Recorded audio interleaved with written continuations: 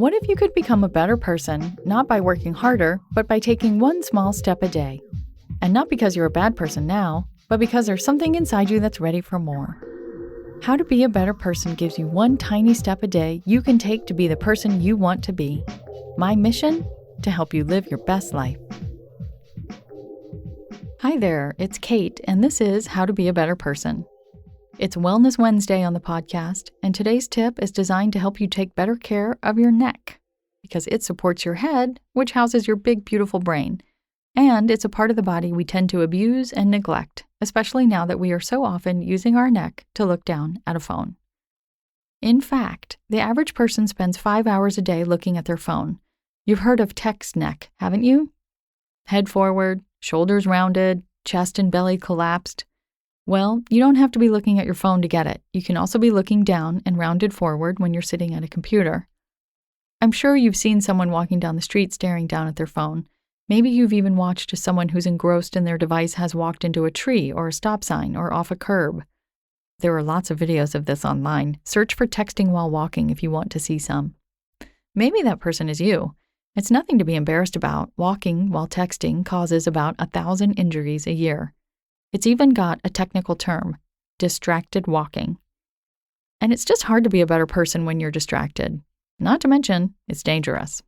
Also, when you're looking down at your phone, your head is typically jutting forward in front of your body.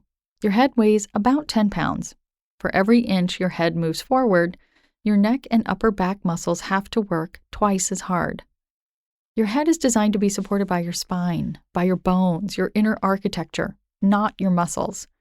So looking at your phone is wreaking some serious havoc on your musculoskeletal health too, and it's not easy to be your best when you're in chronic pain, especially when that pain has a fairly simple fix.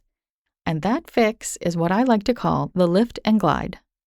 Lift and glide is a super simple exercise that brings your head back into alignment and takes a serious load off your neck. You can do it anywhere, even while driving. So why not give it a try with me right here, right now? First, lift your eyes so that you're looking straight ahead and your chin is parallel to the ground.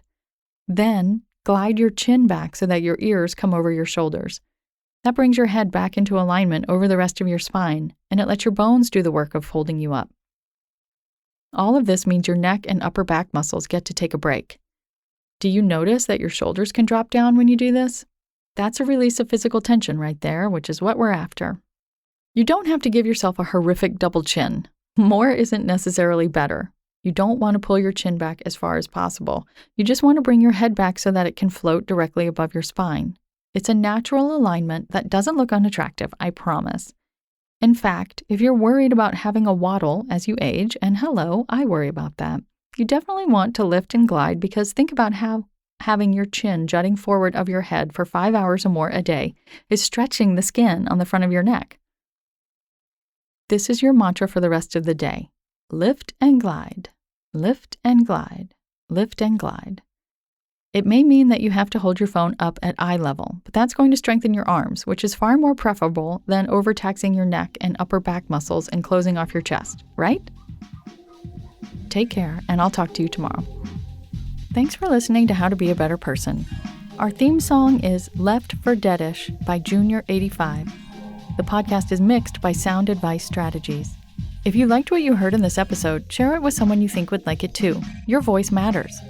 Also, How to Be a Better Person has an official newsletter that sends the past 7 episodes, a sneak peek of the week ahead, and one well-chosen meme to your inbox every Saturday morning. Sign up at beabetterpersonpodcast.com and click on Get Podcast News. I also love to hear from listeners. I love it. Send me an email by clicking on the Contact Kate button at beabetterpersonpodcast.com, tweet me at KateHan, Katehan, or find me on Instagram at Kate Hanley Author. I look forward to connecting with you.